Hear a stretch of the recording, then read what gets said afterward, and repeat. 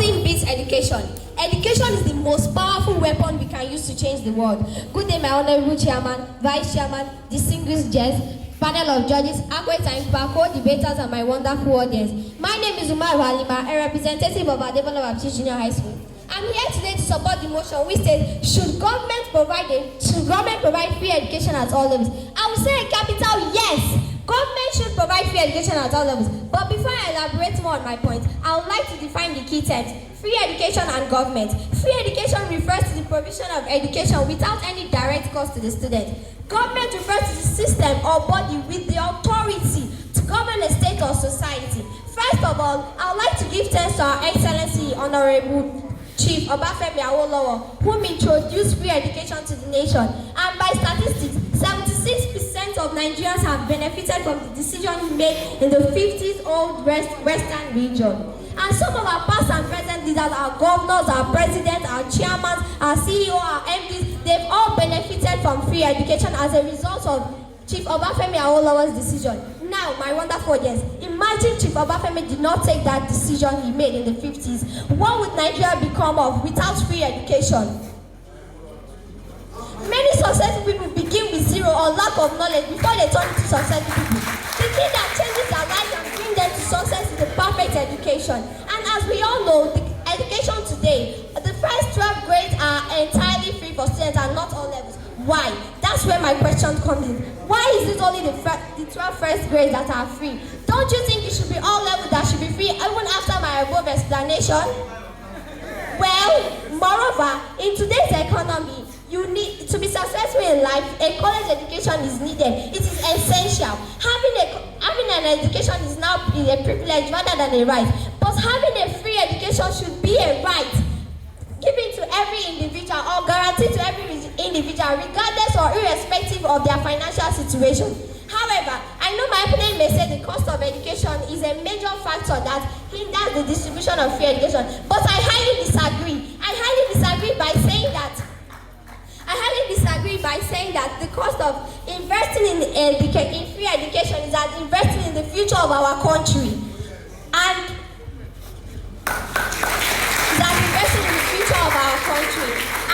An educated population is essential for economic growth and social progress.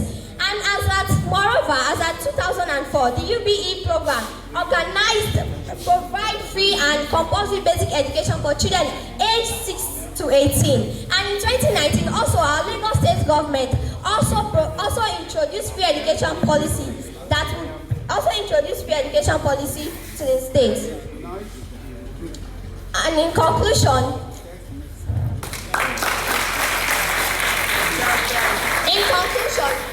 provision of free education is very essential for economic growth, economic development, social cohesion, and social progress. Government should provide free education at all levels. They should implement a free education policy that will benefit all citizens and contribute to a more just and prosperous society. Ladies and gentlemen, my vice chairman, my panel of judges, come to think of it, if there was no free education in Nigeria, various of intelligent mindset would be lost due to poverty. I know with this mind-blowing point of mine, I am not only be able to convince you, but to acknowledge you and not to confuse you, not brainwash you, that government should provide free education at all levels. Thank you.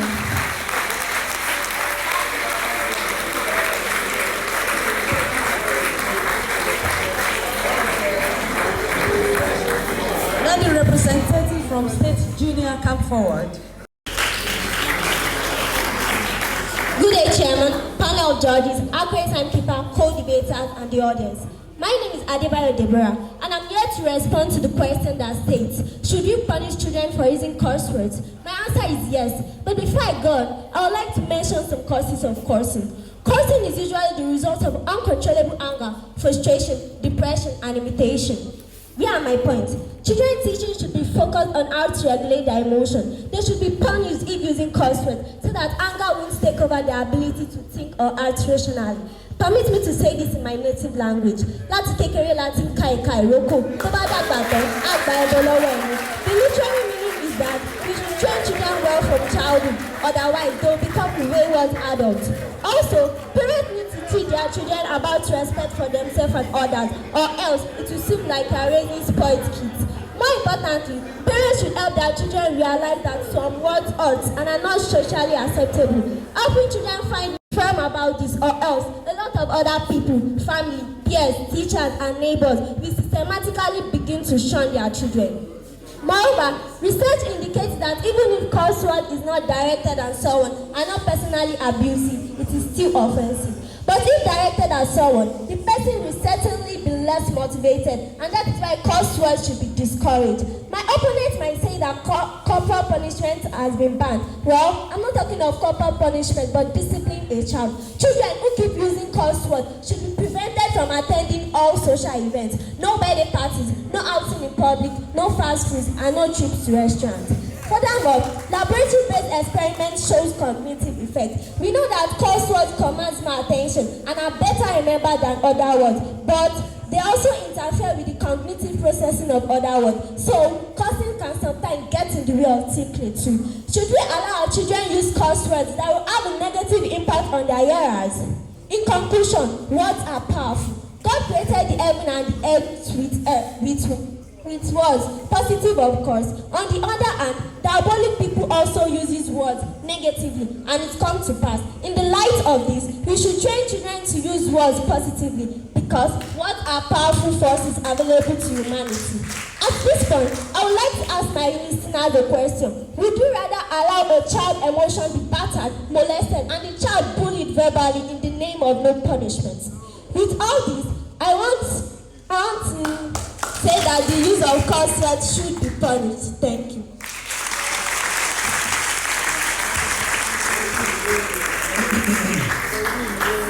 I would like to give honor to those who honors are due to. Good day, Mr. Chairman, my incredible panel of judges, and keeper, my fellow co-debaters. My name is Chidera. I'm a student of Abino Nursery Primary School. I am here to support the motion which says education is better than money. But before I proceed, I would like to define the keyword: education, better, and money. What is education? Education is giving and receiving systematic instruction, especially at school. What is better? Better is a more desirable, satisfactory, or effective. What is money? Money can be more understood as coin or banknotes. Here are some points to support the motion. 1. Reduces child mortality. According to UNESCO, a child born to a mother who can read 50% more is likely to survive past the age of 5.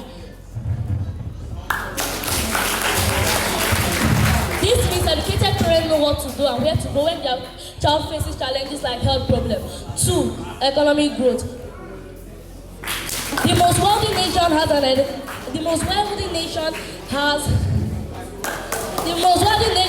educated population. An educated population is important in building a nation economy. According to studies, countries with the highest literacy rates are more likely to survive human and economic development. 3. Developing problem-solving skills.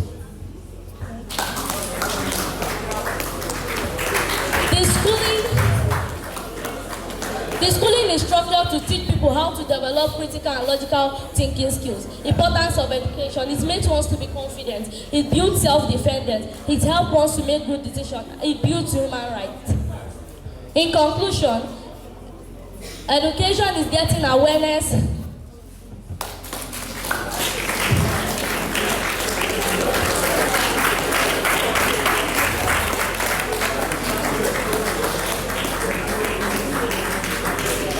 In addition, education is getting awareness.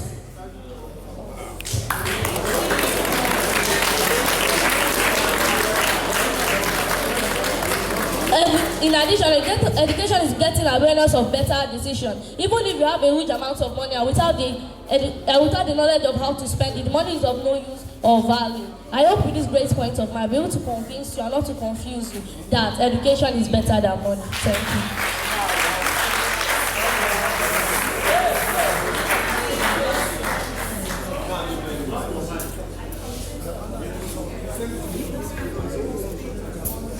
Sorry, the teachers, I hope you know that it's just one contestant from each school. There is therefore no doubt that social media has an effect on both negative and positive side on the regulation of social media. Therefore, there comes the argument: should social media be regulated by the government? I proceed with my point. But giving honor to whom honor is due. Good day, Mr. Chairman, panel of judges, accurate timekeeper, my able audience, and my ever listening, and my co-debaters. My name is Ronnie Grace, and I'm here to support the notion